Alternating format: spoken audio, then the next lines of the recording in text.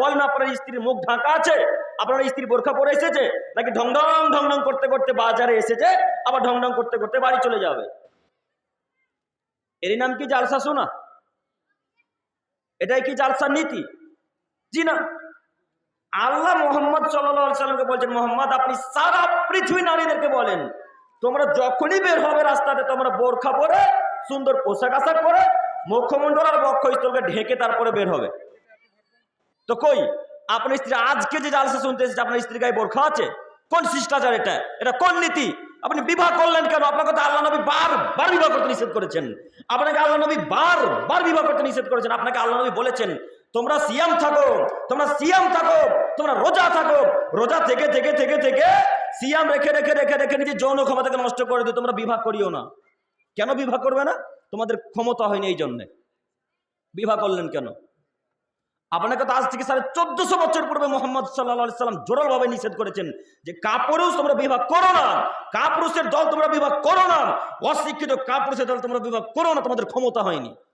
কেন বিবাহ করলেন?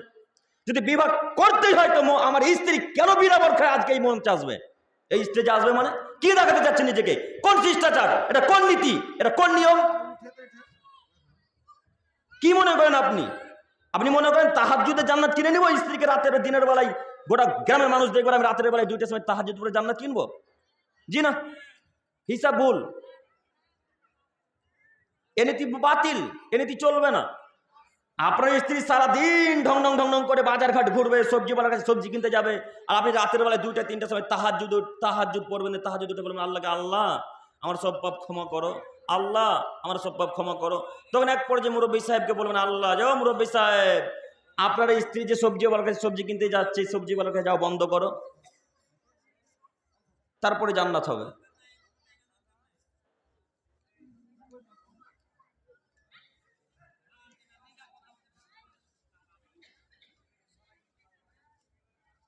সম্মানিত উপস্থিতি, আপনাদেরকে আমি অনুরোধ করছি শিষ্টাচার নিয়ম নীতি বজায় রাখুন, নিয়ম শৃঙ্খলা বজায় রাখুন। এটা কোনো শিষ্টাচার নয়, এটা কোনো নিয়ম নীতি নয়। এইভাবে মহিলারা চলাচল করতে পারে না। সম্মানিত মা বোন, আপনি আমার মায়ের মতো, আপনি আমার বোনের মতো, কাজেই আমি আপনাকে সম্মান করি, শ্রদ্ধা করি। আপনাকে আমি অনুরোধ করছি এইভাবে চলাচল করে জান্নাত পাওয়ার আশা করিয়েন না। এইভাবে রাস্তাঘাটে চলাচল করে জান্নাত পাওয়ার আশা করিয়েন না। কেন? আল্লাহ তাআলা বলছেন ওয়াকরনা ফি বুয়ুতিকুন্না ওয়ালা তাবাররাজনা তাবাররুজাল জাহিলিয়াতিল উলা। হে পৃথিবীর নারীগণ, তোমরা জাহিলিয়াতের যুগের মতো, বর্বরতা যুগের মতো, অসভ্যতা নির্লজ্জতা যুগের মতো তোমরা নিজেদেরকে প্রদর্শনী দিয়ে রাস্তাঘাটে চলাচল করো না। আল্লাহ বলছেন তোমরা জাহিলিয়াতের নারীদের মতো, বর্বরতা যুগের মতো, অশিক্ষিত নারীদের মতো নিজেদেরকে প্রদর্শনী দিয়ে রাস্তাঘাটে চলাচল করো না।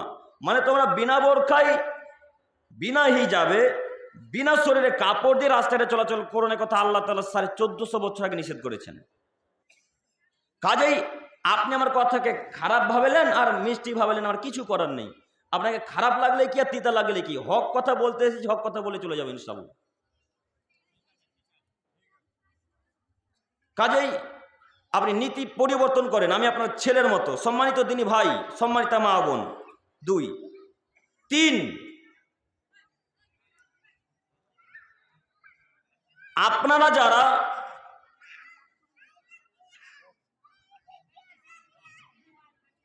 সম্মানিত উপস্থিতি, বলছিলাম যে রাসূলুল্লাহ সাল্লাল্লাহু আলাইহি সাল্লামের বাণী দ্বারা বোঝা যাচ্ছে যে মা ও বোনেরা, মহিলারা বাড়িতে থাকবে, জরুরি প্রয়োজন ছাড়া বাড়ি থেকে বের হতে পারবে না। এরই নাম শিষ্টাচার, এটাই হচ্ছে নিয়ম নীতি। যারা অন্তত মুসলমানের পরিচয় দেয়, যারা অন্তত নিজেকে মুসলিম ভাবে, তারা এবং তাদের পরিবার, তাদের কন্যা, তাদের স্ত্রী, তাদের বাড়ির পুত্রবধূ বোনেরা এইভাবে উলঙ্গ হয়ে রাস্তায় চলাচল করতে পারে না। কেন পারে না? আল্লাহ তাআলা বলছে, আল্লাহ নবী বলছেন, পৃথিবীর মানুষ তোমরা মনে রেখো, আমাকে যখন জিবরাইল আলাইহিস সালাম উপরে নিয়ে গেলেন, তখন আমি এক পর্যায়ে যখন জান্নাতের দিকে লক্ষ্য করলাম, জান্নাতের অধিকাংশ অধিবাসী শুধু দরিদ্র দরিদ্র, জান্নাতের অধিকাংশ অধিবাসী শুধু দরিদ্র দরিদ্র। আল্লাহ তাআলা জান্নাতকে পরিপূর্ণ করে দিয়েছেন গরিব মানুষ দিয়ে, কিছু ধনী মানুষ। মানে জান্নাত বলতে শুধু গরিব মানুষ, কিছু ধনী ব্যক্তি। এরপরে মোহাম্মদ সাল্লাল্লাহু আলাইহি সাল্লাম বলছেন, আমি যখন জাহান্নামের দিকে তাকালাম, জাহান্নামের অধিকাংশ অধিবাসী শুধু নারী আর নারী, জাহান্নামের অধিকাংশ শুধু অধিবাসী নারী আর নারী। আল্লাহ তাআলা জাহান্নামকে পরিপূর্ণ করে দিয়েছেন নারীদেরকে দিয়ে, কিছু পুরুষ। জাহান্নাম বলতেই শুধু নারী, জাহান্নাম বলতেই শুধু নারী, জাহান্নাম বলতেই শুধু নারী, কিছু পুরুষ। আপনি বলতে পারেন মহিলাদের জাহান্নামে যাওয়ার এত কারণ কেন? মহিলারা এত জাহান্নামী কেন? মহিলাদের জাহান্নামে যাওয়ার সব থেকে বড় কারণ হচ্ছে তারা স্বামীর কথাকে শোনে না, তারা স্বামীর কথাকে এড়িয়ে চলে, তারা স্বামীর কথাকে অমান্য করে চলে। আজকে কত মহিলা তার স্বামীর কথাকে অমান্য করে এসেছে। তার স্বামী বলেছে, রহিমা আজকে জালসা গো, তো আজকে অনেক পরপুরুষ অনেক ভিন্ন গ্রাম থেকে আসবে, তো তুমি আজকে অন্তত শরীরটাকে সুন্দর করে ঢেকে বাড়ি থেকে বের হইও। তখন ওই মহিলাটা যে, আজ গরমের দিনে এখন গরম লাগছে হালকা হালকা, কিভাবে চাদর দিয়ে শরীরকে ঢাকবো? যে বলেন, কত মহিলা স্বামীর কথাকে লাথি মেরে ফেলে দিয়ে আজকে জালসা শুনতে এসেছে। কি মনে করে এসেছে? ও মনে করেছে নেকি পাবে? জি না, এক নেকিও মিলবে না। কেন?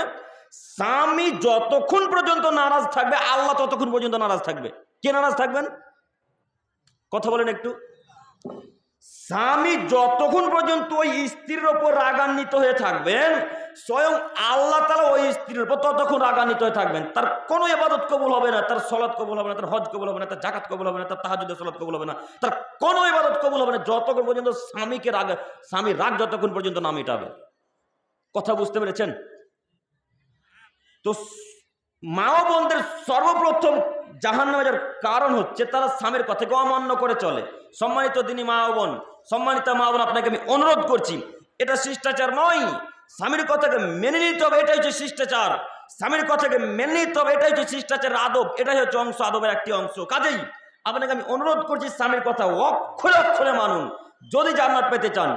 যদি জান্নাত যাওয়াই লাগে, যদি জান্নাত পাওয়ার আশা রাখেন, তাহলে সর্বপ্রথম যেটা শর্ত সেটা হচ্ছে স্বামীর কথা শোনা।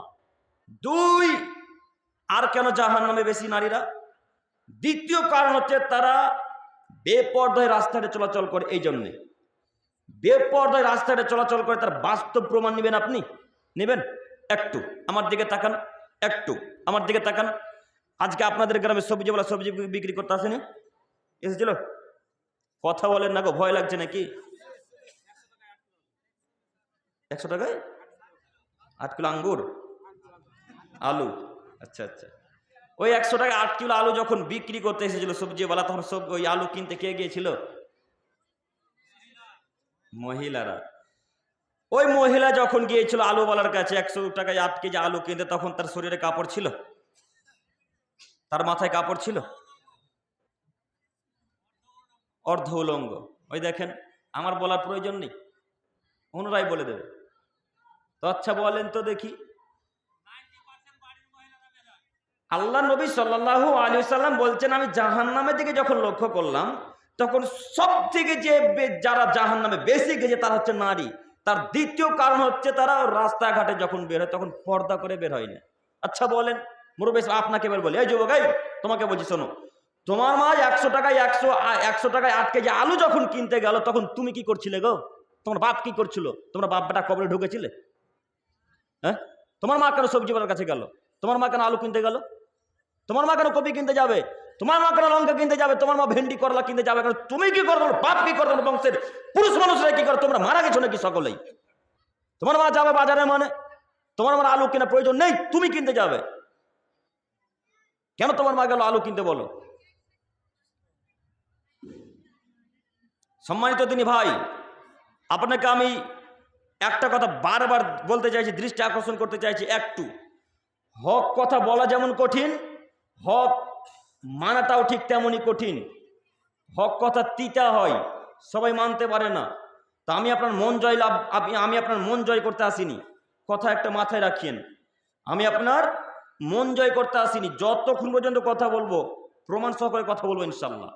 কাজেই আপনাকে আমি অনুরোধ করছি, আজকের পর থেকে কোনো মহিলা, কোনো মা, কোনো নারী, কোনো পুরুষের স্ত্রী এইভাবে আলুওয়ালার কাছে আলু কিনতে যাবে না ইনশাল্লাহ।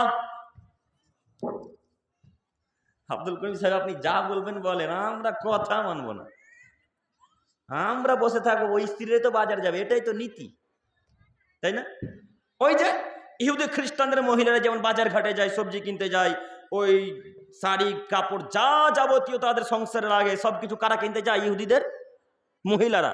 তো আপনার স্ত্রী কি ইহুদি? আপনার স্ত্রী কি খ্রিস্টান? আর একটা কথা বলি, কথার প্রসঙ্গে যখন চলে এলো, আমরা যখন ওই উত্তর দিনাজপুর দক্ষিণ দিনাজপুর দিকে জালসা করতে যাই, তখন দিনের বেলায় যদি কোনোদিন যাই তো সেইখানে দেখতে পাই যে ওই মহিলারা রায় কাটছে। মহিলারা, নারী মানুষে রায় কাটছে, ধান কাটছে, ধান লাগাচ্ছে। তো ওরা সাঁওতাল, ওরা কি? ওরা সাঁওতাল, ওরা ডোম, ওরা নিচু জাতি। ওরা মাঠে ঘাটে কাজ করে, ওরা রাস্তাঘাটে কাজ করে, ওরা রাস্তাতে আলু বিক্রি করে, ওরা রাস্তাতে সবজি বিক্রি করে। তো আপনার স্ত্রী কি সাঁওতালের থেকেও খারাপ? হ্যাঁ, একটুকু খারাপ লাগে না? একটুকু খারাপ লাগে না? নাকি মাথাতে যাচ্ছে সবই গোবর ভরা গো? খারাপ লাগে না? না শরীরে যাচ্ছে সবই পুজ, রক্ত নেই?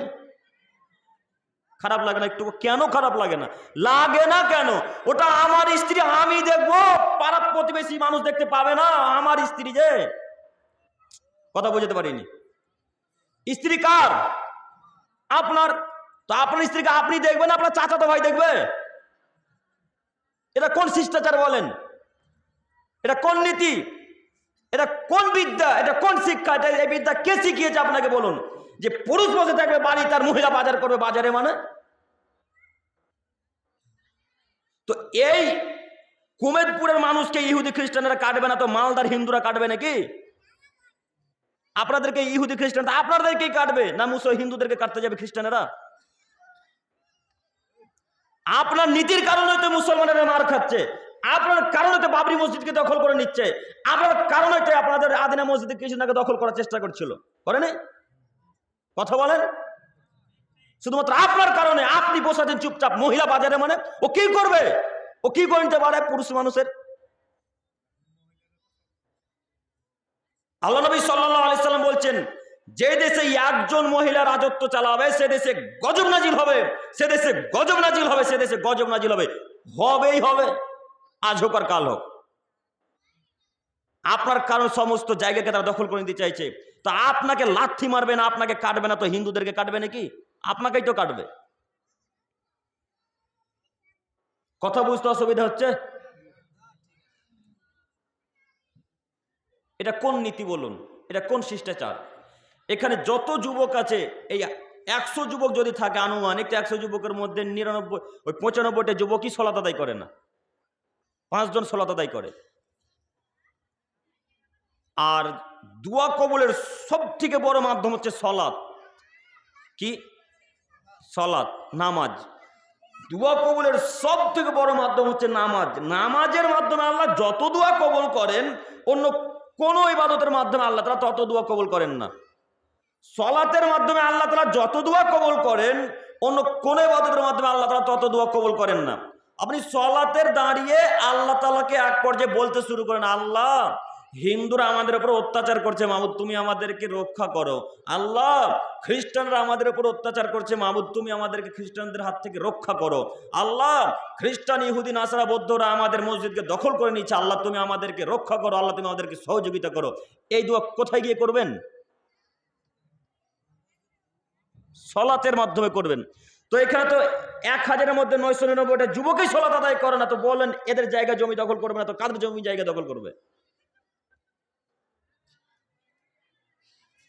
সম্মানিত দিনী ভাই, আপনাকে আমি শিষ্টাচার সম্পর্কে শুধু বলতে চাইছি, শুধু শিষ্টাচারটা বজায় রাখেন। এটা কোন শিষ্টাচার বলুন? আপনি এইভাবে চলাচল করবেন, এটা কোন বিদ্যা, কোন শিষ্টাচার?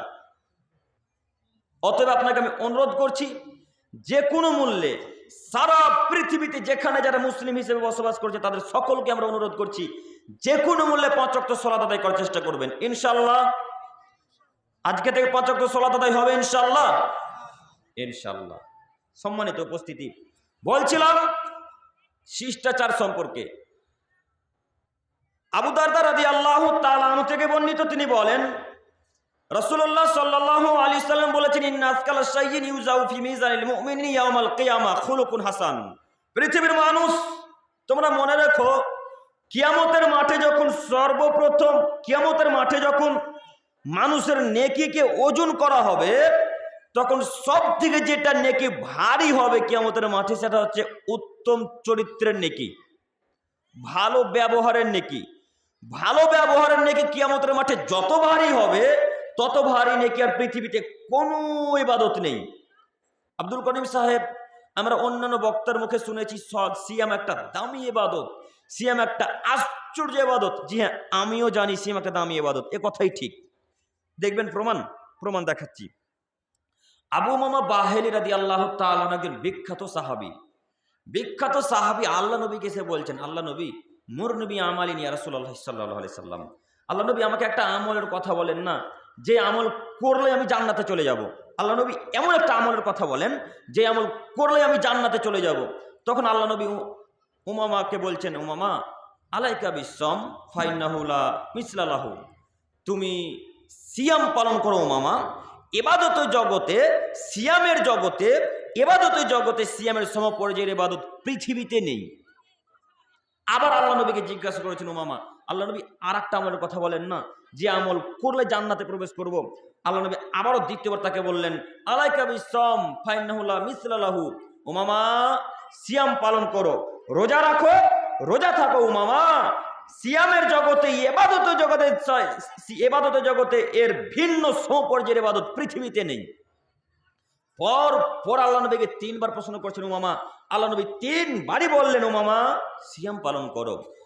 এই বাক্য বলে আমি আপনাকে বোঝাতে চাইছি, সিয়াম এত দামি ইবাদত, সিয়াম এত দামি ইবাদত। আল্লাহ তাআলা ফেরেশতাদেরকে বলবেন, এই ফেরেশতাগণ, সিয়ামের নেকি তোমাদেরকে দিতে হবে না, রোজার নেকি তোমাদেরকে দিতে হবে না, আমি আল্লাহ তাআলা রোজার নেকি নিজ হাতে লিখে দেব।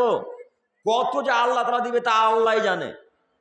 অন্যান্য ইবাদতের নেকি 10 থেকে 700 গুণ পর্যন্ত যায়, 700 গিয়ে আর পার হয় না। কথা বুঝতে পেরেছেন?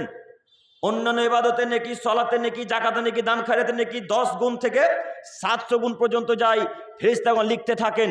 কিন্তু সিয়ামের কোনো নির্দিষ্ট নেই, কত যে দিবেন আল্লাহ তাআলা তা আল্লাহই জানে। আল্লাহ তাআলা ফেরেশতাদেরকে বলবেন, শোনো ফেরেশতাগণ, যদি কোনো মানুষ সিয়াম পালন করে, যদি কোনো মানুষ রোজা থাকে, তো ওই নেকি তোমাদেরকে দিতে হবে না, ওই নেকি আমি আল্লাহ তাআলা নিজে দিব। আল্লাহ কত দিবে একবার চিন্তা ভাবনা করতে পেরেছেন? তিনি তো রহমান, তিনি তো রহিম, তিনি তো গফুরুর রহিম। তার যদি মন হয় তো সব নেকি আপনাকেই দিয়ে দিলেন, গোটা পৃথিবী সম পরিমাণ নেকি। যদি একজন মানুষকে গোটা পৃথিবী সম পরিমাণ নেকি দিয়ে দেয়, তো কোনো মানুষের নেকি থেকে একটুকু কমবে? কমবে গো? একটুকু কমবে না, একটুকু কমবে না। তো আমি আপনাকে বোঝাতে চাইছি, সিয়াম এত দামি ইবাদত যে নাকি আল্লাহ নিজ হাতে দিবে, এত দামি ইবাদত হওয়ার পরেও কিয়ামতের মাঠে যখন সদাচরণের নেকিকে আর সিয়ামের নেকিকে এক জায়গায় দুই দিকে 2 দাঁড়ি পাল্লাতে যখন রাখা হবে, তখন সব থেকে যে নেকিটা ভারী হবে সেটা হচ্ছে সদাচরণের নেকি, নম্র আচরণের নেকি, ভালো শিষ্টাচারের নেকি। আমি মনে হয় আপনাকে বোঝাতে পারলাম না শিষ্টাচারের নেকি কত ভারী, সদাচরণ নেকি কত ভারী। আমি আপনাকে বোঝাতে পেরেছি কি? আবারও শুনুন, আবারও বোঝার চেষ্টা করে দেখি এই ভাঙাচোরা বিদ্যায়।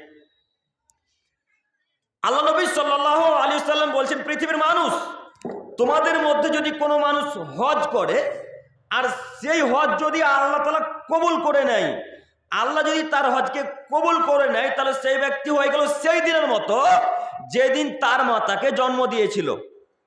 সুবহানাল্লাহি ওয়া বিহামদিহি সুবহানাল্লাহিল আযীম। হাদিস বুঝতে পেরেছেন? যদি কোনো মানুষ হজ করে, তাহলে তার হজ হয়ে গেল সেই দিনের মতো যেদিন তার মা তাকে পৃথিবীর বুকে জন্ম দিয়েছিল। তার মানে তার জীবনের কোনো পাপ নেই। এত দামি ইবাদত, এত ভিন্ন ধরনের ইবাদত, এত পাওয়ারফুল ইবাদত, তারপরেও এই হজের নেকিকে আর সদাচরণের নেকিকে যখন আল্লাহ তাআলা কিয়ামতের মাঠে ওজন করবেন, 2টি দাড়ি পাল্লায় 2টি নেকিকে যখন রাখবেন, সব থেকে যে নেকিটা ভারী বলে বিবেচিত করা হবে সেটা হচ্ছে সদাচরণের নেকি, নম্র আচরণের নেকি, ভালো শিষ্টাচারের নেকি। আমি আপনাকে বোঝাতে অক্ষম সদাচরণ নেকি কত ভারী, ভালো শিষ্টাচারের নেকি কত ভারী, ভালো আচরণ নেকি কত ভারী, আমি আপনাকে বোঝাতে অক্ষম।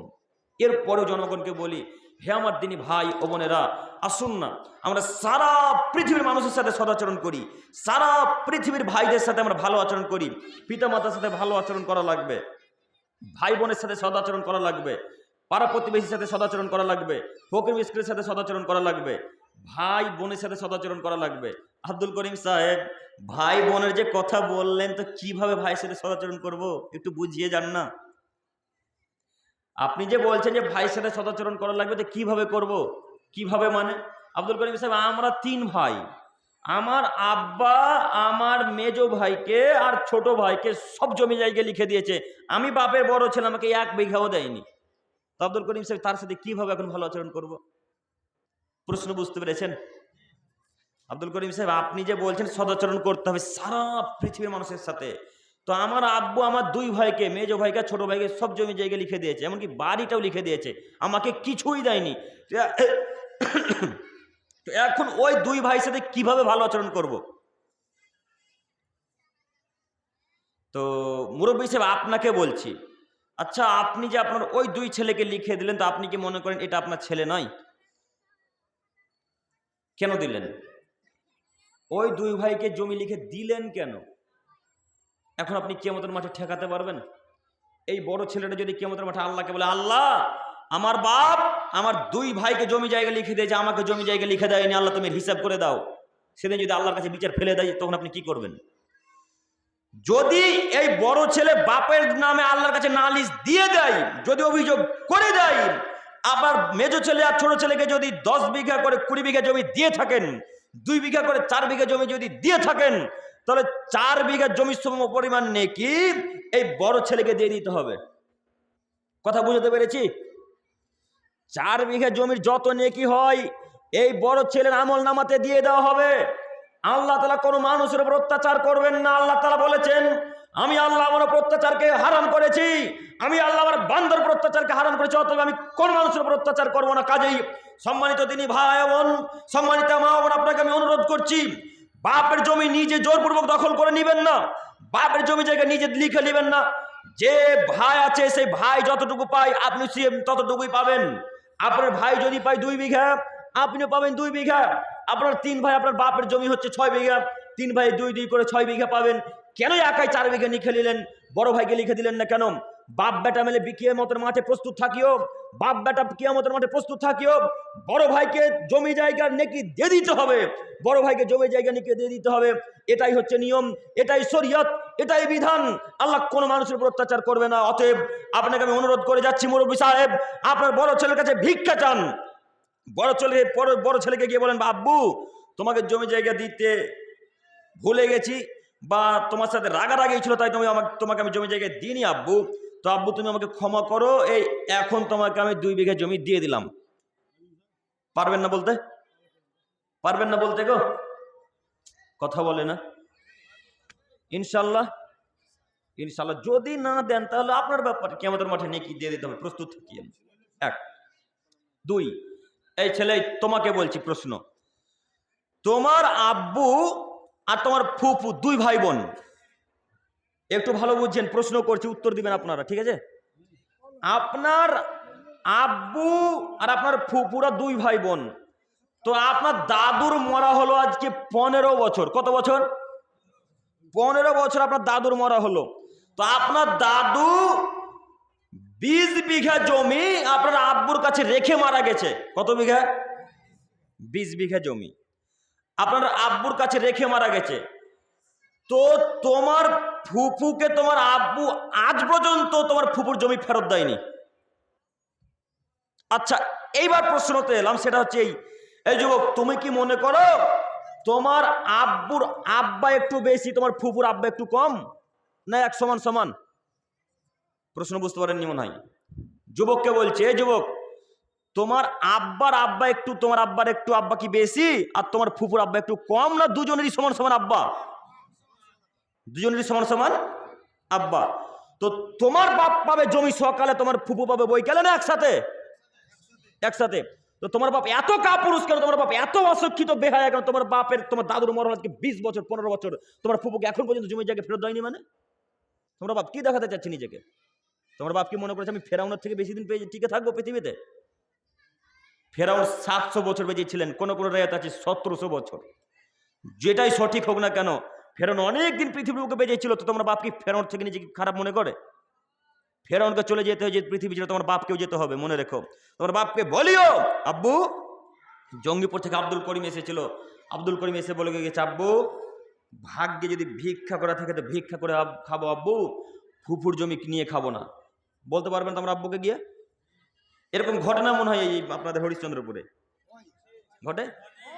হ্যাঁ, অহরহ নাকি? অহরহ।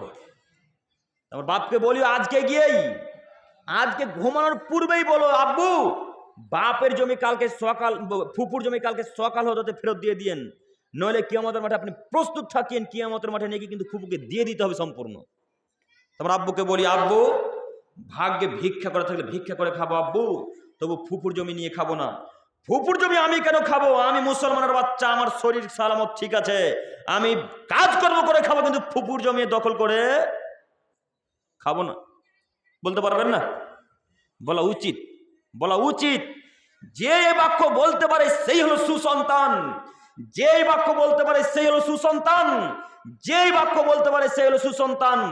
আর যেই ছেলে মনে করে আমার ফুফুর জমি আমি ভক্ষণ করব, আমি ভোগ করবো, সে হলো কুসন্তান, সে হলো কাপুরুষ সন্তান, সে হলো অযোগ্য বেহায়া সন্তান। তার মাথাতে বিদ্যা বুদ্ধি নেই, সে স্কুল কলেজ পড়েছে বেকারে, কোনো তার বিদ্যা নেই, এ কথাই ঠিক। বিদ্যা থাকলে ফুফুর জমি কালকে সকাল হতে ফেরত দেওয়া লাগবে, বিদ্যা থাকলে ফুফুর জমি সকাল হতে ফেরত দেওয়া লাগবে। কেন? জাবের রাদিয়াল্লাহু তাআলা আনহু থেকে বর্ণিত, তিনি বলেন রাসূল সাল্লাল্লাহু আলাইহি সাল্লাম বলেছেন, মান আখাযা সিবরান মিনাল আরদি জুলমান ফাইন্নাহু ইউতাওয়াক্কু ইলা ইয়াউমিল কিয়ামা মিন সাবি আরাজিন। পৃথিবীর মানুষ তোমরা মনে রেখো, যদি কোনো পুরুষ বা নারী কোন মানুষের জমি জায়গা অর্ধ হাত দখল করে নেয়, কত হাত? অর্ধ হাত, অর্ধেক হাত, এক বিঘা। যদি কোনো মানুষ জোরপূর্বক অর্ধ হাত জমি দখল করে নেয়, আল্লাহ তাআলা তাকে কিয়ামতের মাঠে 7 তবক জমিন খুঁড়তে বাধ্য করবেন। আসমান যেমন 7টা আছে, জমিনও ঠিক তেমনি 7টাই আছে। আসমান যেমন 7টা আছে, জমিনও তেমনি ঠিক 7টা আছে। আল্লাহ তাআলা কিয়ামতের মাঠে ওই মুরব্বী সাহেবকে, এই ছেলেকে বলবে, এই ছেলে তোমরা বাপ বেটা এখন জমি খুঁড়তে শুরু করো। জমি খুঁড়তে খুঁড়তে খুঁড়তে খুঁড়তে খুঁড়তে যেদিন 7 তবক জমির নিচে চলে যাবে, সেদিন যত মাটি হবে সমস্ত মাটি বাপ বেটার ঘাড়ে চাপিয়ে দিয়ে আল্লাহ তাআলা বলবেন, হাত্তা ইউজা বাইনান নাস, তুমি এখন চলতে থাকো, বাপ বেটা এখন চলতে থাকো ইলা ইয়াউমিল কিয়ামা, মানুষের বিচার যতদিন পর্যন্ত শেষ না হচ্ছে। বলো যুবক, কতদিন পর্যন্ত তোমাদের বাপ বেটার ঘাড়ে মাটি থাকবে? আর একটা কথা মাথায় রাখবেন, একটা জমিনের মোটা 500 বছরের পথ, একটা জমিনের মোটা 500 বছরের পথ, তাহলে 7টা জমিন আছে, তাহলে কত বছরের পথ হবে? 7টা জমিন 5 7 3500 বছরের পথ হবে 7টা জমিনের মোটা। সম্মানিত মুরব্বী সাহেব, আজকে এখান থেকে এই কুমেদপুর থেকে যদি একটা দ্রুতগামী যানবাহন যদি ছুটতে শুরু করে, ছুটতে ছুটতে ছুটতে ছুটতে ছুটতে ছুটতে ছুটতে গিয়ে যেখানে হবে 500 বছর শেষ, সেখান থেকে এখান পর্যন্ত হবে একটা জমিনের মোটা। কথা বুঝতে পেরেছি? একটা জমিনের মোটা যদি এত মোটা হয়, তাহলে 7টা জমিনের মোটা তোমরা বাপ বেটা কতদিন পর্যন্ত খুঁড়বে বলো? আর একটা হাদিস বলে তারপরে 2টা হাদিসের একসঙ্গে ব্যাখ্যা। উমামা বাহিলি রাদিয়াল্লাহু তাআলা আনহু থেকে বর্ণিত, তিনি বলেন রাসূল সাল্লাল্লাহু আলাইহি ওয়াসাল্লাম বলেছেন, যদি কোনো মানুষ জোরপূর্বক কোনো মানুষের অর্ধবিদ্যায় অর্ধ হাত জমি দখল করে নেয়, যদি কোনো মানুষ তার ফুফুর জমি দখল করে, যদি কোনো মানুষ গ্রামের মানুষের জমি দখল করে, যদি কোনো চেয়ারম্যান পাড়া প্রতিবেশীর জমি জায়গা দখল করে নেয়, যদি কোনো মেম্বার পাড়া প্রতিবেশীর জমি জায়গা দখল করে নেয়, তাহলে ওই মেম্বারকে, ওই চেয়ারম্যানকে, ওই পিতাকে, ওই যুবককে আল্লাহ তাআলা একটা কিয়ামতের মাঠে কোদাল ধরিয়ে দিবেন। কি ধরাবেন? কোদাল। কোদাল ধরিয়ে দিয়ে আল্লাহ তাআলা ওই মুরব্বীকে, ওই চেয়ারম্যান, ওই মেম্বারকে বলবেন, মুরব্বী সাহেব, মেম্বার সাহেব, আপনি এখন জমি খুঁড়তে শুরু করেন। ওই মেম্বার সাহেব, চেয়ারম্যান সাহেব জমিন খুঁড়তে শুরু করবে। খুঁড়তে খুঁড়তে খুঁড়তে খুঁড়তে খুঁড়তে যদি 7 তবক জমির নিচে চলে যাবে, যত মাটি হবে সব মাটি চেয়ারম্যান মেম্বারের ঘাড়ে চাপিয়ে দেওয়া হবে। এরপরে চেয়ারম্যান মেম্বারকে বলবে, ও চেয়ারম্যান সাহেব, এখন আপনি চলতে থাকুন ইলা ইয়াউমিল কিয়ামা, যতদিন পর্যন্ত বিচার শেষ না হচ্ছে। আর অত্যাচারীদের হিসাব নিকাশ সব থেকে শেষে হবে, অত্যাচারীদের হিসাব নিকাশ সব থেকে শেষে হবে। একটা দিন হবে 50,000 বছরের সমান। কতদিন সমান? 50,000 বছরের সমান। অত্যাচারের হিসাব যদি সব থেকে শেষ হয়, বলো যুবক, তোমাদের বাপ বেটার হিসাব কবে হবে? বাপ বেটা কালকে সকাল হতে ফুফুর জমি ফেরত দেওয়া হবে ইনশাল্লাহ, ইনশাল্লাহ। কাল সকাল হতে ফুপুর জমি ফেরত দেওয়া লাগবে, নাহলে কিয়ামতের মাঠে তোমরা ফুপু নিয়ে কি বুঝে নিবে, তুমি মনে রেখো। সম্মানিত দিনী ভাই, কথা যখন চলে এলো, আর একটা কথা প্রসঙ্গে বলে যাই, চেয়ারম্যান মেম্বারদেরকে নিয়ে একটু আমার দিকে তাকান, একটু এটা পৌরসভা এলাকা না আপনাদের পঞ্চায়েত এলাকা গো? পঞ্চায়েত। বাড়ি পান আপনারা নিশ্চয়? বাড়ি পান না? কথা বলে না গো, ভয় করছে এরা। চেয়ারে কে আছে? আমি না আপনারা? বলেন তো, চেয়ারে কে আছে? আমি। তো মারলে আমাকে মারবে না আপনাদেরকে? তো আপনারা কথা বলেন না কেন? একটু পঞ্চায়েত এলাকা, তাই না? পঞ্চায়েত এলাকা। তো ওই পঞ্চায়েত এলাকাতে যদি বাড়ি আসে তো মনে হয় বাড়ির টাকা পায় 3,70,000 নাকি, না 2,70,000? 1,20,000 দেয় আপনাদেরকে, কিন্তু আসে কত জানেন না? জানার চেষ্টাও করেননি কেন? কত নেই? 15-20,000 টাকা ওরা নেয়, মেম্বার চেয়ারম্যানেরা, তাই না? ও মেম্বার সাহেব, ওই বাদ বাকি টাকা আপনার বাপের টাকা নাকি? ওই 15-20,000 টাকাটা যে নিচ্ছেন ওটা আপনার বাপের টাকা না? যার নামে বাড়ি এসছে তার টাকা? কথা বলে না? যার নামে বাড়ি এসছে তার টাকা, তো আপনি নিলেন কেন? টিকতে পারবেন কিয়ামতের মাঠে? তো টিকতে পারবেন তো কিয়ামতের মাঠে? এখানে যতই চেয়ারম্যান এমপি মেম্বার আছে তাদের সকলকে উদ্দেশ্য করে বলছি, আমি কোনো মেম্বারকে নাম ধরে বলতে চাইছি না। আমি আপনাদেরকে অনুরোধ করছি, কিয়ামতের মাঠে টিকতে পারবেন তো? কিয়ামতের মাঠে যদি টিকতে পারেন তো 20,000 টাকা নিয়ে নিয়েন। আর যদি কিয়ামতের মাঠে টিকতে না পারেন তো কালকে সকাল হতে যত মানুষের 15-20,000 টাকা খেয়েছেন বাড়ি আসার টাকা, কাল সকাল হতে টাকা ফেরত দিন। নইলে সব টাকার নেকি এই বাড়ির মানুষরা নিয়ে নিবে আপনার কাছ থেকে। কথা তো এতক্ষণ কথা বেরিয়েছে, মানে ভয় কাটলো। আচ্ছা, জাযাকাল্লাহ খায়রান, ভালো প্রশ্ন। যদি মেম্বার চেয়ারম্যানের নেকি না থাকে তো এখন কি হবে? যদি চেয়ারম্যান মেম্বার এমপি এই গ্রামের মানুষ যারা দায়িত্বশীল মানুষ, যারা দখল করে নিচ্ছে এইভাবে জমি জায়গা টাকা পয়সা, যদি তাদের নেকি না থাকে তখন কি হবে?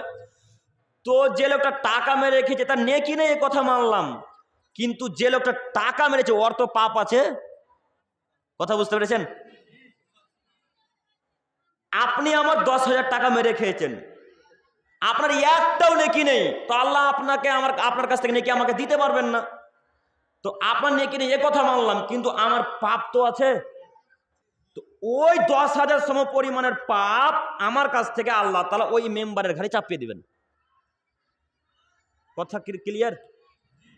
তখন আল্লাহ তাআলা মেম্বারকে বলবেন, ও মেম্বার সাহেব আপনি এখন চলতে থাকুন, হাত্তা ইবজাবাইনান নাস, মানুষের হিসাব যতদিন শেষ না হচ্ছে। এর নাম অত্যাচার, এর নাম অত্যাচার। যদি বুঝাতে পারতাম অত্যাচার কাকে বলে, তাহলে চেয়ারম্যান মেম্বার এমপি ক্যাশিয়ার সভাপতি সহসভাপতি সর্দার যত দায়িত্বশীল মানুষ আছে আজকে মাইকের সামনে এসে বলতো, জনগণ দায়িত্ব নিয়ে ভুল করেছি, দায়িত্ব নিয়ে ভুল করেছি, চেয়ারম্যান হয়ে ভুল করেছি, ক্যাশিয়ার হয়ে ভুল করেছি, এমপি হয়ে ভুল করেছি, মেম্বার হয়ে ভুল করেছি, সমস্ত দায়িত্ব আজকে আমি ত্যাগ করলাম, সমস্ত দায়িত্ব আমি আজকে ত্যাগ করলাম, সমস্ত দায়িত্ব আমি আজকে ত্যাগ করলাম। কেন? দায়িত্ব আমার দ্বারাই পালন করা হয় না। টাকা 20,000 আসছে জনগণের নামে, তা আমি দিচ্ছি 10,000, আমি নিচ্ছি 10,000, এই জন্য দায়িত্ব পালন করা হয় না। যদি বোঝাতে পারতাম অত্যাচার কাকে বলে, যদি জনসাধারণকে আমরা বোঝাতে পারতাম অত্যাচার কাকে বলে, কিয়ামতের মাঠ কি জিনিস যদি বোঝাতে পারতাম, তাহলে কোনো যুবক, কোনো মুরব্বী সাহেব, কোনো ক্যাশিয়ার, কোনো চেয়ারম্যান, কোনো এমপি, কোনো মন্ত্রী, কোনো মানুষ 1 টাকা মানুষের মেরে খেত না। যে না, হতেই পারে না। সম্মানিত মুরব্বী সাহেব, আপনাকে আমি বোঝাতে অক্ষম যে কিয়ামতের মাঠ কত ভয়াবহ, কিয়ামতের মাঠ কত ভয়াবহ। আপনি মনে রাখবেন, কবর যত কঠিন, কিয়ামতের মাঠ তার চাইতে আরো অনেক অনেক অনেক অনেক বেশি কঠিন। কিয়ামতের মাঠ যত কঠিন তার চাইতে জাহান্নাম আরো অনেক অনেক অনেক অনেক বেশি কঠিন। আপনাকে আমি বোঝাতে অক্ষম কিয়ামতের মাঠ কত কঠিন। এরপরও জনগণকে বলি, জনগণ আপনাকে আমি অনুরোধ করছি, যত মানুষের জমি জায়গা দখল করেছেন, যত মানুষের আত্মসাৎ করেছেন ধন সম্পদ জমি জায়গা, সব ধন সম্পদ জমি জায়গা সকাল হতে ফেরত দেওয়া লাগবে, নইলে পরকাল খুব বড় ভয়াবহ জটিল কঠিন।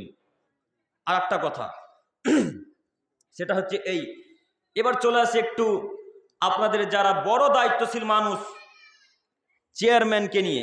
একটু একটু আমার দিকে তাকান, বিরক্ত বোধ লাগছে? ছেড়ে দেবো? তাড়াতাড়ি বলবো, বাড়ি যেতে হবে। তো একটা কথা বলি চেয়ারম্যান সম্পর্কে, একটু আমার দিকে তাকান, আমার দিকে তাকাও নাহলে বুঝতে পারবেন না। তো অত্যাচারের একটু আপনি এখানে ব্যাখ্যা করে যাচ্ছে, একটু আমার দিকে তাকান।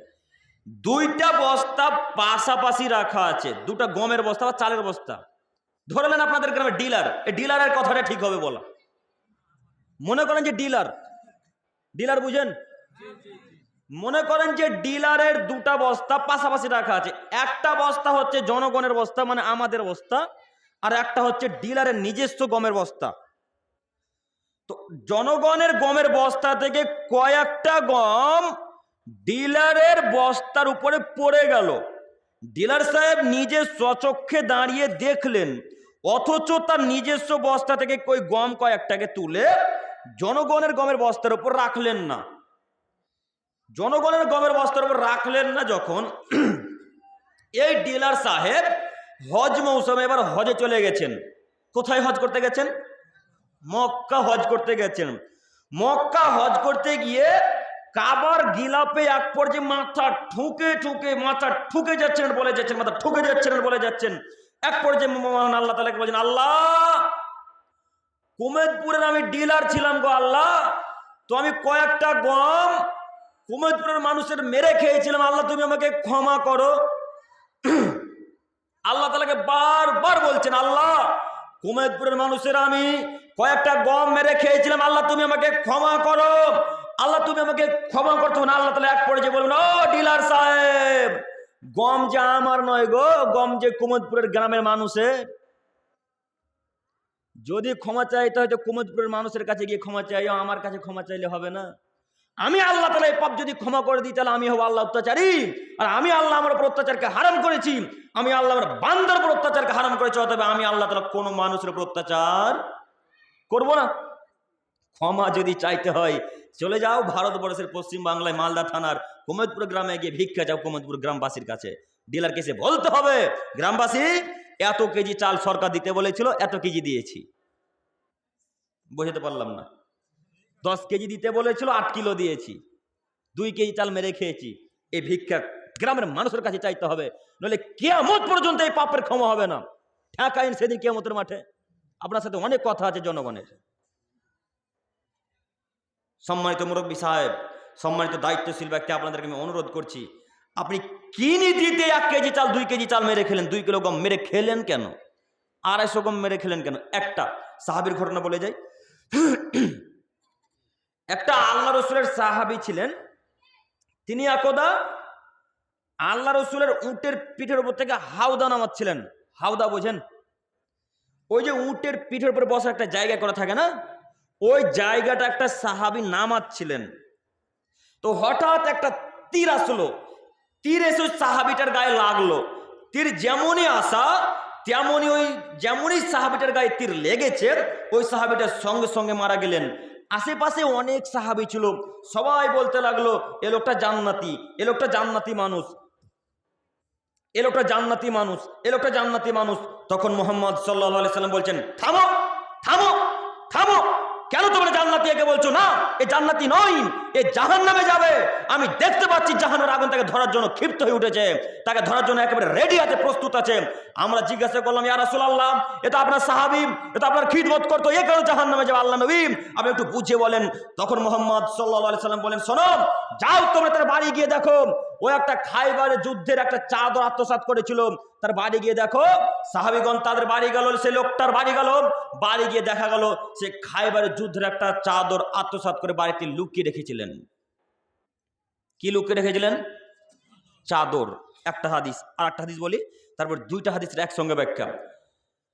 কারকারা নামক একজন সাহাবী ছিলেন। তো রাসূলুল্লাহ সাল্লাল্লাহু আলাইহি ওয়াসাল্লাম একদা এইভাবে বক্তব্য পেশ করছেন। বক্তব্য পেশ করতে করতে করতে করতে করতে এক পর্যায়ে যখন এই কিয়ামতের মাঠের কথা যখন বলতে লেগেছেন, তখন আল্লাহ নবী বলছেন, যদি কেউ জুতার ফিতা আত্মসাৎ করে থাকো, জুতার ফিতা বোঝেন?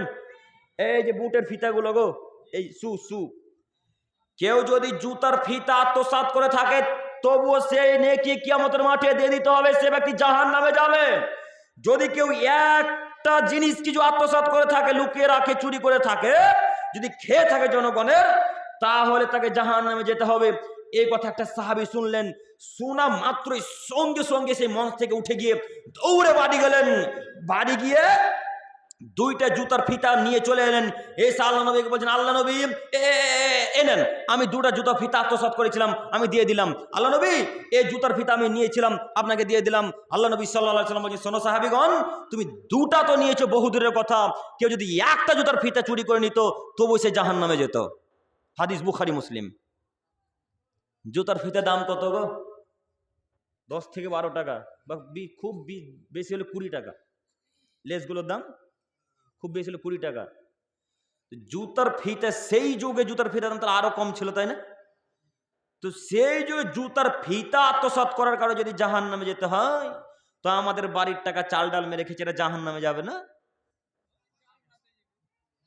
তাহাজ্জুদে উঠে সব ক্ষমা চেয়ে নিব আল্লাহর কাছে, তাই না? মনে রাখবেন, হারামের দান কবুল হয় না। এখন যদি কোনো একটা দানশীল মানুষ 50 লক্ষ টাকা দান করে, আর ওই টাকা যদি হারামের হয়, এক নেকিও পাবে না, এক নেকিও পাবে না। যদি এক নেকি পায় তাহলে ইসলাম মিথ্যা ধর্ম, নাউজুবিল্লাহি মিন জালিক। ইসলাম মিথ্যা ধর্ম নয়, ইসলাম চূড়ান্ত এক সত্য ধর্ম, যে একজনের কথা চলে, তার নাম মুহাম্মদ সাল্লাল্লাহু আলাইহি ওয়াসাল্লাম। তিনি বলেছেন, লা তুকবালু সালাতুন বিগয়রি তুহুরিন, ওযু ছাড়া সালাত কবুল হয় না যেমন, ওয়ালা তুকবালু সাদাকাতুন মিন গুলুল, হালাল দান ছাড়া আল্লাহ তাআলা দরবারে কবুল হয় না তেমন। কি দিয়ে জনগণকে বোঝাবো হাদিসের অর্থ? কি দিয়ে বুঝাবো কি করে? তিনি বলছেন হালাল দান ছাড়া কবুল হয় না। তাই আমি আপনাদেরকে অনুরোধ করছি, 50 লক্ষ টাকা হারাম পথে দান করার চাইতে 50 পয়সায় সঠিক পথে ইনকাম করে দান করেন, তার থেকে লক্ষ কোটি গুণ বেশি নেকি পাবেন। আব্দুল করিম সাহেব, 8 আনা দান করা যায়? লজ্জার বিষয়। কে বললো দান করা যায় না? চুপি সারে দান করে চলে যান, আপনার ওইটুকু সামর্থ্য আছে ওইটুকুই দান করেন। আল্লাহ নবী বলছেন, ওই ব্যক্তি সব থেকে উত্তম যে ডান হাতে দান করলো তো বাম হাত জানতে পারলো না ক টাকা দান করেছে। বুঝতে পারেননি? এখন যদি কোনো মুরব্বী সাহেব 10 টাকা দান করে, তো মাইকে বলা লাগে, যে বক্তা সাহেবকে বলছে, বক্তা সাহেব একটু বলে দেন না যে অমুক মানুষ, অমুক গ্রামের চেয়ারম্যান, অমুক গ্রামের এমপি সাহেব এত লাখ টাকা দান করলে, একটু বলে দেন না। ও জাহান্নাম হয়ে গেছে, ঢুকেনি কেন? মরেনি তার জন্য, চলে গেছে। যে লোক দেখানো আমল করেছে জাহান্নামে যাবেই যাবে, অবশ্যই যাবে, নিশ্চিত যাবে, অবধারিত যাবে। আল্লাহর নবী বলেছেন যখন যাবে তখন যাবে, কোনো মায়ের বেটা থেকে আটকাতে পারবে না। বলেন, দান করলে বলা লাগবে কেন পৃথিবীর মানুষকে যে আমি 10 লক্ষ টাকা দান করলাম? বলা লাগবে কেন? চুপি সারে দান করে চলে যাবেন। ডান হাত জানতে পারবে না বাম হাতে কি দান করলো, বাম হাত জানতে পারবেন ডান হাতে কি দান করলো। বলা লাগবে মানে? কেন বলা লাগবে? সম্মানিত দিনী ভাই, আকীদা ঠিক করুন, নীতি পরিবর্তন করুন। সমস্ত দিনী ভাই বোনদেরকে আমরা অনুরোধ করতে চাইছি। তো এই আগের কথাটা বলে জনগণকে আমরা বোঝাতে চাইছি যে একটা জুতার ফিতা আত্মসাৎ করলে যদি জাহান্নামে যেতে হয়, যারা ফুফুর জমি আত্মসাৎ করে আছে এদের জাহান্নাম হবে না? তো জাহান্নাম থেকে যদি বাঁচতে হয় তাহলে কি করতে হবে? এখন জমি ফেরত দিতে হবে। তো কাল সকাল হয়তো জমি ফেরত যাবে ইনশাল্লাহ ফুফুর কাছে, ইনশাল্লাহ ইনশাল্লাহ ইনশাল্লাহ জমি ফেরত দিয়ে দিতে হবে। এটাই নিয়ম, এটাই শরীয়ত, এটাই বিধান। নইলে নিশ্চিত জাহান্নামে যেতে হবে। এটা আপনি প্রস্তুত থাকেন, প্রস্তুতি গ্রহণ করিয়েন। সম্মানিত উপস্থিতি, বলছিলাম শিষ্টাচার ভালোভাবে নিয়ম নীতি বজায় রাখুন। আর একটা কথা, সেটা হচ্ছে এই যে কখনো কোনো ফকিরকে অকথ্য ভাষায় গালিগুলোজ করবেন না। কখনো কোনো ফকিরকে বলবেন না পাশে বাড়ি যান, তো পাশে বাড়ি যান, আমাদের কাছে ভিক্ষা না, এখন টাকা নেই, যান পাশে বাড়ি যান। এ বাক্য কখনো ফকিরকে বলবেন না। কেন বলবেন না? এ বাক্য যদি বলেন তো জাহান্নামে যেতে হবে। প্রমাণ আল্লাহ তাআলা বলছেন, মা সালাকাকুম ফি সাকার। পৃথিবীর মানুষ জাহান্নামীদেরকে যখন জাহান্নামে একত্রিত করে নিয়ে আসা হবে, একটু আমার দিকে তাকান, এটা হচ্ছে জাহান্নামের গেট। এই জাহান্নামের গেটে দাঁড়িয়ে থাকবে একজন ফেরেশতা, জাহান্নামের গেটম্যান। ওই গেটম্যানটা সমস্ত জাহান্নামীদেরকে ডেকে এক কথাই বলবে, ও জাহান্নামবাসীরা, তোমরা কেন জাহান্নামে এসেছো একটু বলো না? তখন সবাই এক বাক্যে উত্তর বলবেন, ক্বালু লাম নাকু মিনাল মুসাল্লিন, আমরা সালাত আদায় করতাম না, এই কারণে আমরা জাহান্নামে এসেছি। আবার জাহান্নামের ফেরেশতা জিজ্ঞাসা করবে, গেটম্যান জিজ্ঞাসা করবে, আর কেন এসেছো? তখন তারা বলবে আমরা ফকির মিসকিনকে খাদ্য খেতে দিতাম না, এই কারণে আমরা জাহান্নামে এসেছি। কয়টা কারণ? কয়টা কারণ? দুটো কারণ। দুটোর মধ্যে মানে একটা করি আর একটা করি না। সালাত কোন রকম করে আদায় করি, 5 ওয়াক্ত করতে পারি না, তাই না? তো এই মসজিদের আন্ডারে কতজন মানুষ বাড়ি আছে একটু বলেন তো কেউ? এটা জুমা মসজিদ না? এই জামে মসজিদের আন্ডারে কতটা বাড়ি আছে? 150। তো আজকে ফজরে কতজন মুসল্লি হয়েছিল একজন বলেন, হাত তুলে বলেন তো। 20 জন। 20টাই ধরলাম 20টাই ধরলাম 150টা যদি বাড়ি হয় গ্রামে মসজিদের আন্ডারে, তো প্রতিটা বাড়ি থেকে যদি একটা করে মানুষ ফজর ওয়াক্তে সালাত আদায় করতে আসে, তো কয়টা মানুষ হবে? কমপক্ষে 150টা। তো উপস্থিত হয়েছে কতজন? 20 জন, 20 জন। তো বাদ বাকি সব মানুষগুলা মারা গেছিল নাকি রাত্রে গো?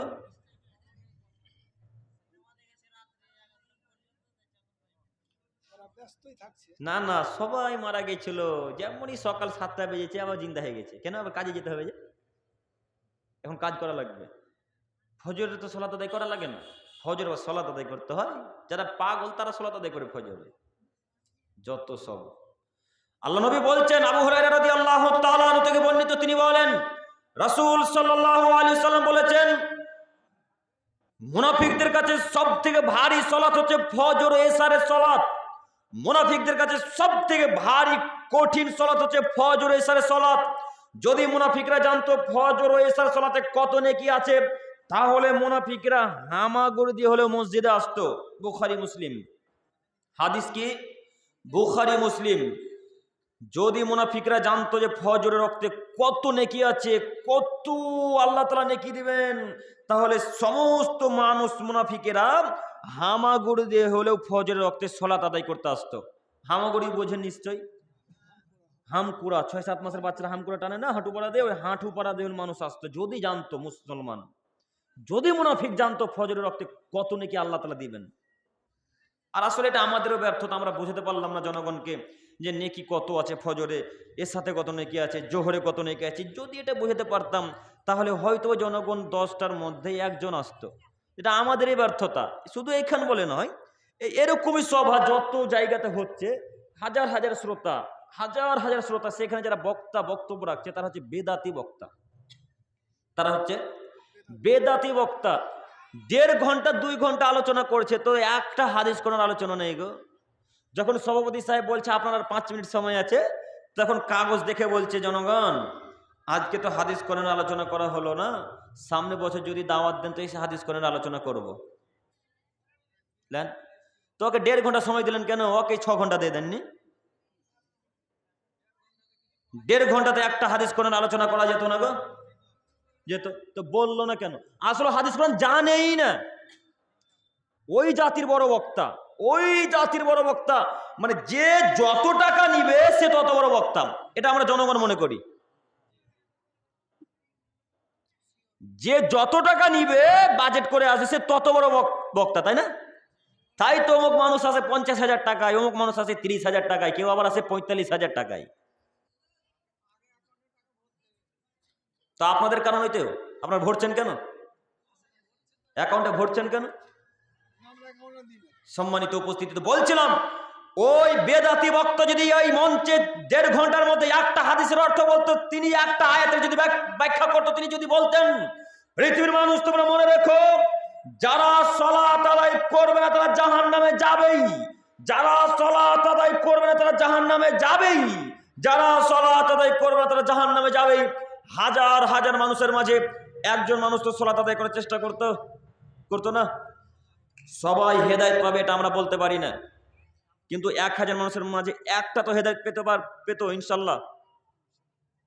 তো বললো না কেন?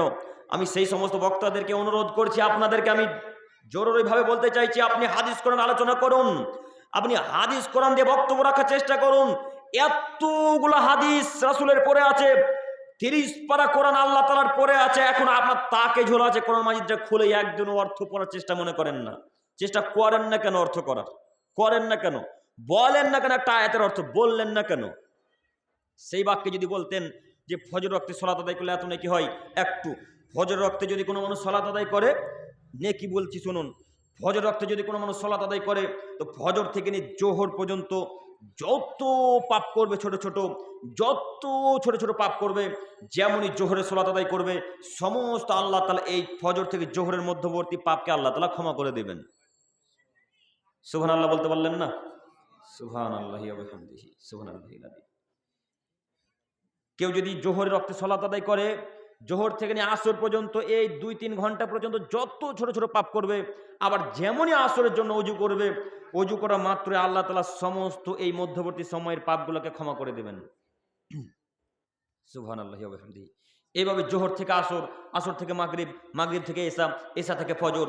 আচ্ছা বলুন তো, যদি কোনো মানুষ কন্টিনিউ রেগুলার 5 ওয়াক্ত সালাত আদায় করে, তাহলে তার জীবনে ছোট ছোট পাপ থাকতে পারে? পারে না। হাদিস তো সহিহ মুসলিম মিসকাতের 1450 বছর থেকে হাদিস গ্রন্থে পড়ে আছে। কই একজনও তো বলার চেষ্টা করলো না, কই একজন তো মানার চেষ্টা করলেন না। করেন না কেন? সালাত আদায় করতেই হবে, যে কোনো মূল্যে সালাত আদায় করতে হবে। সম্মানিত উপস্থিতি, পরিবারকে যদি সুন্দর করতে চান, পরিবারকে যদি শিক্ষিত করতে চান, পরিবারকে যদি জাহান্নামের আগুন থেকে বাঁচাতে চান, তো সর্বপ্রথম শর্ত কি? সালাত। সর্বপ্রথম শর্ত হচ্ছে সালাত। আর একটা কথা, আপনার পরিবারের ছেলে মেয়ে কেউ সালাত আদায় করে না, সেদিকে কোনো নাম কথা নেই, কিন্তু একদিন যদি ইমাম সাহেব না উঠতে পারে, তো তার নামে কত গীবত চায়ের দোকানে। কথা ভুল হয়ে গেল মনে? কথা ভুল হলো না আমার? একটা ইমাম সাহেব কোনো একদিন ফজর রক্তে উঠতে পারেনি, কোনো কারণবশত, শরীর খারাপ হতেই পারে, কিংবা ঘুম নাও ভাঙতে পারে, মানুষ তো একদিন যাই হোক সে ফজর রক্তে উঠতে পারেনি। তো ফজর রক্তে উঠতে না পারার কারণে মুরব্বী সাহেবদের মধ্যে কোনো একজন মানুষ সালাত আদায় করিয়ে দিয়েছে। সালাত আদায় করে দেওয়ার পরে চায়ের দোকানে চলে গেছে চা পান করতে। ওই যে চায়ের দোকানে চা পান করছে আর বলছে, রে আমাদের কুমেদপুরে একটা মৌলভী সাহেব ঢুকেছে রে, কোনোদিনই ফজরে নামাজ পড়ায় না, এদিকে একদিন শুধু উঠতে পারেনি, তাই না? আর ওর যে বাড়িতে কাপুরুষ একবারে লম্বা লম্বা ঘোড়ার মতন 22 বছর 20 বছর 30 বছরের ছেলেগুলো আছে, একদিনও সালাত আদায় করে না, ওর ব্যাপারে কোনো কথা নাই। হ্যাঁ, তো আচ্ছা বলেন তো, প্রশ্ন করি আপনাদেরকে, কিয়ামতের মাঠ যখন হবে, তখন আল্লাহ তাআলা আপনাকে ইমাম সাহেবের ব্যাপারে জিজ্ঞাসা করবে না ছেলে মেয়ের ব্যাপারে জিজ্ঞাসা করবে? ছেলে মেয়ের ব্যাপারে। তো আপনি ইমাম সাহেবের দোষ ত্রুটি খুঁজতে গেলেন কেন? আগে নিজের ছেলেকে বললেন না কেন যে আব্দুর রহমান সালাত আদায় কর? বললেন না কেন? ইমাম সাহেব যদি 5 ওয়াক্ত যদি সালাত আদায় না করে, তো আপনাকে একদিন আল্লাহ বলবে না যে ও মুরব্বী সাহেব, ইমাম সাহেব যে সালাত আদায় করেন তা আপনি কি করছিলেন? এই কথা আপনাকে কখনোই আল্লাহ জিজ্ঞেস করবে না।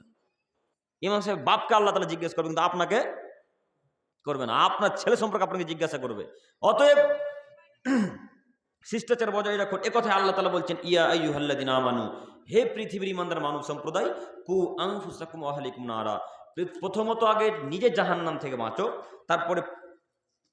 তারপরে পরিবার পরিজনকে বাঁচাও, তারপরে গ্রামের মানুষকে জাহান্নামের আগুন থেকে বাঁচাও। মনে থাকবে না বাক্যটুকু?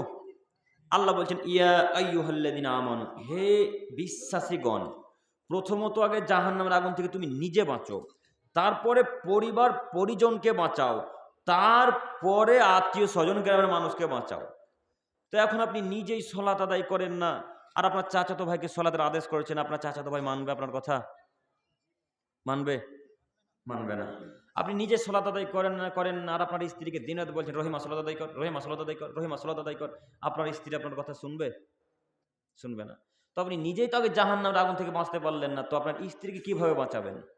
তাই আল্লাহ বলছেন, পৃথিবীর মানুষ আগে নিজে বাঁচো, তারপরে পরিবার পরিজনকে বাঁচাও, তারপর আত্মীয় স্বজনকে বাঁচাও। ওয়াকুদুহান নাসুল হিজারা, যে জাহান্নামের জ্বালানি, যে জাহান্নামের লোকরি হবে মানুষ আর পাথর। আলাইহা মালায়েকাতুন গিলাদুন শিদাদ, যেই জাহান্নামের ফেরেশতাদেরকে আল্লাহ তাআলা নিয়োগ করে রেখেছেন, তারা হলো কঠোর হৃদয়ের ফেরেশতা। তারা হলো কঠোর হৃদয়ের ফেরেশতা, তাদের অন্তরে মায়া মহব্বত নেই, তাদের অন্তরে কোনো দয়া নেই, তাদের অন্তরে কোনো মায়া নেই, তাদের অন্তরে কোনো ভালোবাসা নেই। এমন ফেরেশতাকে আল্লাহ তাআলা নিযুক্ত করে রেখেছেন জাহান্নামের আগুন দেখাশোনা করার জন্য। আল্লাহ তাআলা বলছেন, লা ইয়াসিমুনাল্লাহ, তারা আল্লাহ তাআলার কথাকে অমান্য করেন না। আল্লাহ যাহাই আদেশ করেন তাহাই পালন করেন, আল্লাহ যাহাই আদেশ করেন তাহাই পালন করেন। এমন ফেরেশতাদেরকে আল্লাহ তাআলা নিযুক্ত করে রেখেছেন জাহান্নামের আগুন দেখাশোনা করার জন্য, জাহান্নাম দেখাশোনা করার জন্য। অতএব সারা পৃথিবীতে ভাই ও বোনদেরকে আমরা অনুরোধ করছি, যে কোনো মূল্যে নিজের জাহান্নামের আগুন থেকে বাঁচুন, পরিবার পরিজনকে বাঁচান এবং শিষ্টাচার বজায় রাখুন। শিষ্টাচারের অতি একটা গুরুত্বপূর্ণ অংশ হচ্ছে পিতামাতা। যে কোনো মূল্যে পিতামাতার সাথে সদাচরণ করবেন, নম্র আচরণ করবেন, ভালো আচরণ করবেন। পিতামাতার সাথে যদি সদাচরণ না করেন, যদি আপনি তাহাজ্জুদ পড়েন, এই তাহাজ্জুদের সালাত দিয়ে কোনো লাভ হবে না। আবারও শুনুন, পিতামাতা যদি নারাজ থাকে আপনার উপরে, আর আপনি যদি তাহাজ্জুদের সালাত আদায় করেন, এই তাহাজ্জুদের সালাতের কোনো মূল্য নেই। প্রমাণে আম্মার ইবনে ইয়াসার রাদিয়াল্লাহু তাআলা আনহু থেকে বর্ণিত, তিনি বলেন রাসূল সাল্লাল্লাহু আলাইহি সাল্লাম বলেছেন, সালাসাতুন কদ হারামাল্লাহু আলাইহিমাল জান্নাহ, তিন শ্রেণীর মানুষের উপর আল্লাহ তাআলা জান্নাতকে হারাম করে দিয়েছেন। তিন শ্রেণীর মানুষের উপর আল্লাহ তাআলা জান্নাতকে হারাম করেছেন।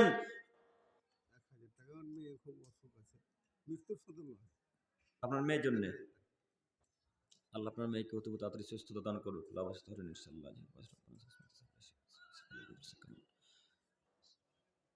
আল্লাহ যিনি ওই ব্যক্তি যে আশাতে যে নিয়ে দান করেন, আল্লাহ তার আশাকে অতি তাড়াতাড়ি পূর্ণ করো এবং তার মেয়েকে সুস্থতা দান করো। সকলে বলি আমিন। আপনার নাম কি? বেনামি। ওনার মায়ের জন্য দোয়া করলেন, আল্লাহ ওনার মাকে অতি তাড়াতাড়ি সুস্থতা দান করো। যদি এহকাল থেকে চলে যায় আল্লাহ, তো তুমি তার মায়ের কবর আযাবকে মাফ করে জান্নাতুল ফেরদাউস দান করো। সকলে বলি আমিন। সময় কত হলো?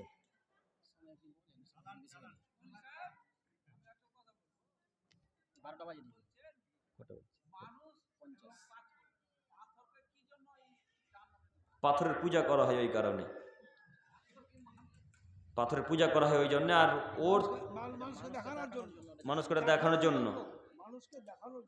সম্মানিত উপস্থিতি, বলছিলাম আল্লাহ নবী সাল্লাল্লাহু আলাইহি সাল্লাম বলেন, সালাসাতুন কদ হারামাল্লাহু আলাইহিমাল জান্নাহ, তিন শ্রেণীর মানুষের উপর আল্লাহ তাআলা আজ থেকে 1450 বছর পূর্বে জান্নাতকে হারাম করে দিয়েছেন। তিন শ্রেণীর মানুষের জন্য আল্লাহ তাআলা আজ থেকে 1450 বছর পূর্বে জান্নাতকে হারাম করে দিয়েছেন। তার এক শ্রেণীর মানুষ হচ্ছে আকুন, পিতা মাতার অবাধ্যকারী ছেলে মেয়ের উপর জান্নাতি হারাম। এই ছেলে মেয়ে যদি এখন 5 ওয়াক্ত সালাত আদায় করে, তাহাজ্জুদ পড়ে, আরো অন্যান্য যদি ইবাদত করে, আর পিতা মাতা যদি নারাজ থাকে, তার উপর তার ইবাদত কবুল হবে না। সর্বপ্রথম আগে মাকে খুশি করতে হবে, আব্বুকে খুশি করতে হবে, তারপরে কোনো ইবাদত। এ কথাই আল্লাহ তাআলা বলছেন, ওয়া আবুদুল্লাহ, পৃথিবীর মানুষ তোমরা আমার ইবাদত করো, ওয়ালা তুশরিকু বিহি শাইআ, তোমরা আমার ইবাদতের সাথে কাউকে শরীক স্থাপন করো না, ওয়াবিল ওয়ালিদাইনি ইহসানা, এবং তোমরা তোমাদের পিতামাতার সাথে ভালো আচরণ করো, নম্র আচরণ করো। আমার ইবাদত যদি কবুল করাতে লাগে, তোমার ইবাদত যদি কবুল করাতে চাও, তাহলে পিতামাতার সাথে সদাচরণ করা লাগবে, পিতামাতাকে ভালোবাসা লাগবে, পিতামাতার সাথে যে কোনো মূল্যে ভালো আচরণ করা লাগবে, তবেই তোমাদের আমল কবুল হবে। আর আল্লাহ তাআলা মায়ের সম্মান আর আব্বুর সম্মানকে এত বাড়িয়ে দিয়েছেন, বাড়াতে বাড়াতে বাড়াতে বাড়াতে বাড়াতে করে নিজের কাছে নিয়ে চলে গেছেন। পিতামাতার সম্মান এত বেশি বাড়াতে বাড়াতে করে নিজের কাছে নিয়ে চলে গেছেন। তাই আল্লাহ বলছেন, আগে শিরক করো না, তারপরে পিতা মাতার অবাধ্য চলো না। দেখেন এই শিরকের পরে কত কথা ছিল, এই শিরকের পরে কত কথা ছিল। শিরকের পরে জাকাতের কথা ছিল, শিরকের পরে সিয়ামের কথা ছিল, শিরকের পরে সালাতের কথা ছিল, শিরকের পরে দান খায়রাতের কথা ছিল, শিরকের পরে হজের কথা ছিল, কত কথা ছিল শিরকের পরে। সব কথাকে আল্লাহ তাআলা পিছনে ফেলে দিয়ে পিতা মাতাকে ভরে দিয়ে সারা পৃথিবীর মানুষকে বললেন, পৃথিবীর মানুষ পিতা মাতার সাথে ভালো আচরণ করিও। তার মানে আপনি বুঝতে পারছেন পিতা মাতার সম্মান কত বেশি আল্লাহর কাছে। আমি আপনি পিতা মাতাকে সম্মান দিতে পারলাম না গো, আমি আপনি পিতা মাতাকে সম্মান করতে পারলাম না। আর আল্লাহ নবী সাল্লাল্লাহু আলাইহি সাল্লাম বলছেন, পিতা মাতা সব থেকে ভালো আচরণ পাওয়ার অধিকারী। পৃথিবীতে যত মানুষ ভালো আচরণ পাওয়ার অধিকার রাখে, তার থেকে সব থেকে বেশি অধিকার রাখে কে? পিতা মাতা। এদের মতো ভালো আচরণ পাওয়ার অধিকার পৃথিবীতে আর কেউ রাখে না। এত দামি মানুষ, এত দামি মানুষ, এত দামি মানুষ, দেখবেন কত দামি মানুষ, দেখবেন একটু আমার দিকে তাকান। উমামা বাহেলি বলে একজন সাহাবী এসে আল্লাহ নবীকে বলছেন, আল্লাহ নবী, আরাদুল জিতুকা আস্তাসিরুকা, আরাদুল গাজওয়াতা জিতুকা আস্তাসিরুকা, আল্লাহ নবী আমার আব্বু আপনার নিকটে এসেছে। যা ইলা রাসূলুল্লাহ সাল্লাল্লাহু আলাইহি সাল্লাম, জাহিমা তার পিতার নাম। জাহিমা একজন সাহাবী এসে আল্লাহ নবীকে বলছেন, আল্লাহ নবী আমি জিহাদে যাব, তো একটু আমাকে পরামর্শ দেন না, কিভাবে জিহাদ করব, কিভাবে যুদ্ধ করব, কিভাবে শত্রুর মোকাবিলা করব, কিভাবে শত্রুর সাথে লড়াই করবো, একটু আমাকে পরামর্শ দেন না। তো আল্লাহ নবী সাল্লাল্লাহু আলাইহি সাল্লাম তাকে সর্বপ্রথম প্রশ্ন করছেন যে জাহিমা, হাল্লাকা মিন উম্মি, বাড়িতে কি তোমার মা আছে?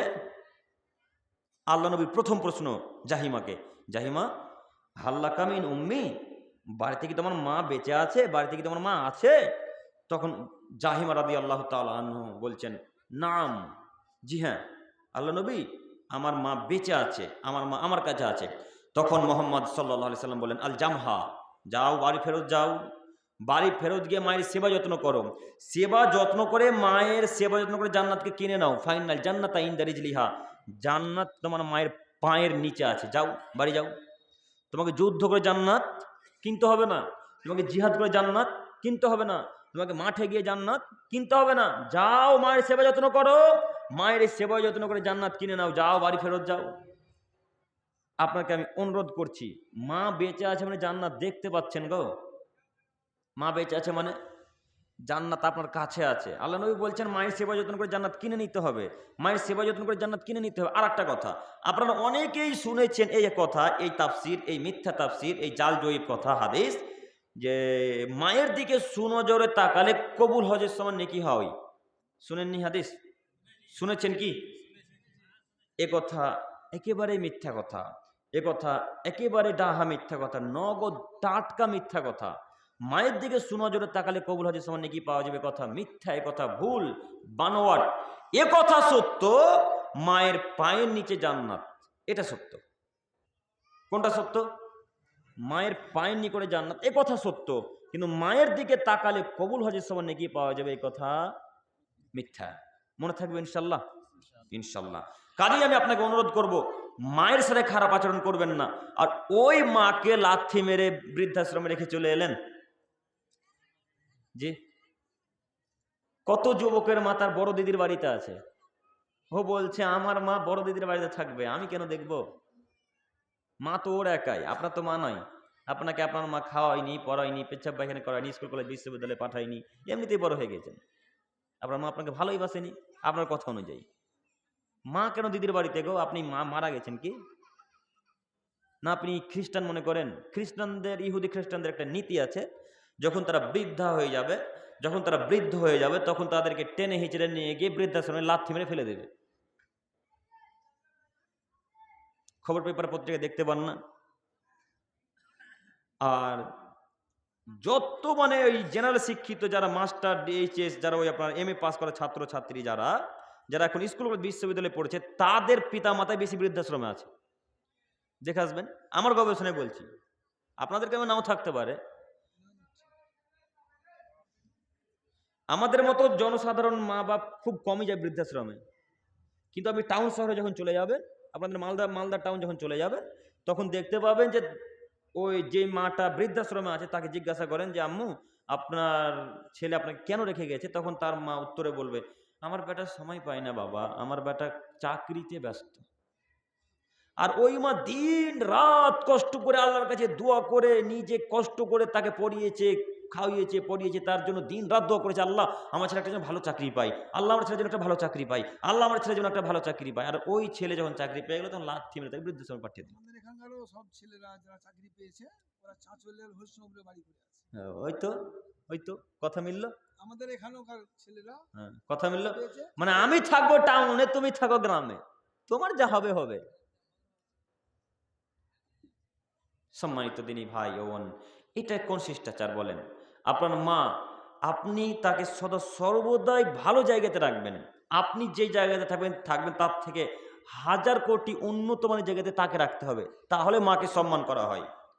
শুধু ছোটবেলায় আপনার মা যখন আপনাকে খাইয়ে দিচ্ছিল, তখন মা মা বলে ডাকছিলেন, এর নাম ভালোবাসা নয়। ভালোবাসা তো তখনই হয় যখন পিতামাতা বৃদ্ধা হয়ে যায়, যখন পিতা বৃদ্ধ হয়ে যায়, তখন ভালোবাসার নাম হচ্ছে ভালোবাসা। এখন যারা পিতামাতারা যুবক যুবতী হয়ে আছে, এখন তো আব্বু আম্মু বলে ডাকা খুবই সহজ, কিন্তু যেদিন আপনার মা বিছানাতেই পেচ্ছাপ করবে, বিছানাতে যেদিন পায়খানা করবে, সেদিন পেচ্ছাপ পায়খানা পরিষ্কার করার নাম হচ্ছে ভালোবাসা। কথা বোঝাতে পেরেছি? সেই দিন পিতামাতাকে ভালোবাসার নামই হচ্ছে ভালোবাসা। এখন তো সবাই বলতে পারে আব্বু আম্মু, আব্বু আম্মু সবাই তো বলে ডাকতে পারে। আল্লাহ তাআলা বলছেন পৃথিবীর মানুষ ফালাতা কুল্লামা উফিন, তোমার আম্মুকে তোমার আব্বুকে এই শব্দটুকু করো না, তোমার আম্মুকে তোমার আব্বুকে এই শব্দটুকু করো না। তো আমরা তো যুবকেরা যারা আছি তারা মাকে ঝিঝুটি মেরে কথা বলি, হ্যাঁ, মাকে কাজের আদেশ করি, আর আল্লাহ নবী ঝিটকা মেরে কথা বলি। তো আল্লাহ নবী বলছেন কিয়ামত ততদিন পর্যন্ত হবে না যতদিন পর্যন্ত ছেলে মাকে কাজের আদেশ না করছে। কথা বুঝতে পারেননি? কিয়ামত ততদিন পর্যন্ত হবে না যতদিন পর্যন্ত ছেলে মাকে কাজের আদেশ না করছে, মানে মাকে যতদিন পর্যন্ত না বলছে মা ওখানে গরুটা বাঁধা আছে, যাও নিয়ে এসো, এটা হচ্ছে কাজের আদেশ। এইভাবে কাজের আদেশ যতদিন পর্যন্ত ছেলে মেয়েরা মাকে না করছে ততদিন পর্যন্ত কিয়ামত হবে না। আর এরকম ঘটনা প্রায় জায়গাতে ঘটে না? কিয়ামতের ওই লক্ষণ অহরহ, কটা বলবো আমি আপনাকে, বলতে বলতে আমি খাসতে যাব, আপনি শুনতে খাসতে যাবেন, আমি খাসতাবো না ইনশাল্লাহ। তো আমি আপনাকে অনুরোধ করছি, আম্মুকে ভালোবাসুন, আম্মুর সাথে সদাচরণ করুন, আম্মুকে ভালোবাসুন, জান্নাত কিনে নেন।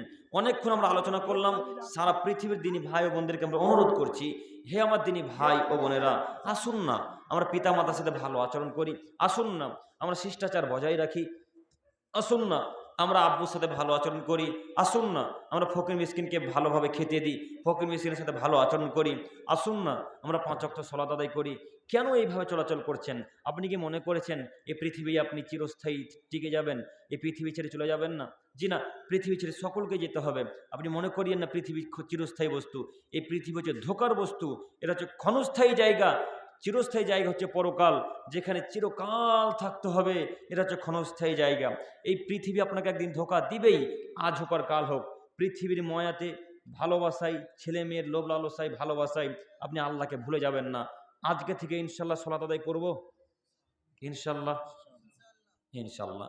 আল্লাহ তুমি সকলকে তোমার রাসূলের দেওয়া পদ্ধতিতে সালাত আদায় করো, তৌফিক দান করো, সকলে বলি আমিন। পরিশেষে দোয়া করি, হে প্রভু দয়াময়, আমাদের মধ্যে অনেকেরই পিতামাতা মারা গেছে, আল্লাহ তুমি তাদের সকলেরই কবর আযাবকে মাফ করে জান্নাতুল ফেরদাউস দান করো, সকলে বলি আমিন। পরিশেষে দোয়া করি, হে প্রভু দয়াময়, আমরা যারা এখন পর্যন্ত তোমার রাসূলের দেওয়া পদ্ধতিতে চলতে পারি না, আল্লাহ তুমি তাদের সকলকে তোমার রাসূলের দেওয়া পদ্ধতিতে চলার তৌফিক দান করো, সকলে বলি আমিন। পরিশেষে দোয়া করি, হে প্রভু দয়াময়, আমাদের পিতামাতা যারা অসুস্থ, যার বোন অসুস্থ, যার দিদি অসুস্থ, আল্লাহ তুমি তাদের সকলকে সুস্থতা দান করো, সকলে বলি আমিন। আর একটা কথা বলি, আপনারা যে যা পারবেন দান করে চলে যান। শেষ মুহূর্তে আপনারা সকলে অবগত আছেন, মসজিদের উন্নতি করবে জালসা দিয়ে যান, আর মুসাফা করে চলে যান। আসেন, মুসাফা করে যান, আসুন, 10 টাকা 5 টাকা হলেও দিয়ে যাবেন, মুসাফিরের হাতে কিছু দিয়ে যান, আসুন আসুন। মুসাফিরের কাছে দিয়ে যান, মুসাফির সাহেব আছেন।